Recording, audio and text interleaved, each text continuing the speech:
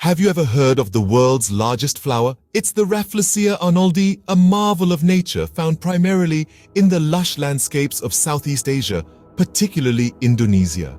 This parasitic plant is quite the anomaly, sporting a gargantuan bloom that can span 3 feet and tip the scales at 24 pounds.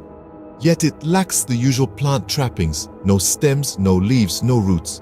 Instead, it siphons nutrients from a host vine. Despite its captivating appearance, the Rafflesia arnoldii's flower blooms infrequently and for short durations, making its sighting a rare and cherished experience. What makes Rafflesia arnoldii so interesting is its life cycle.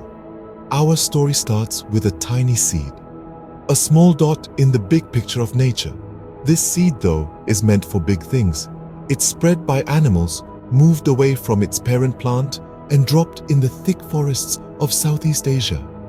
As the seed settles, it starts a silent attack. It digs into a host vine, growing a network of thin tissue inside its unaware host.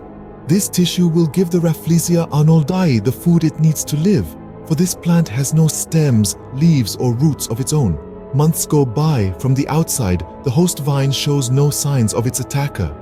But then something amazing happens. A bud starts to come out from the vine. Over weeks, it grows in size until it's ready to show its secret.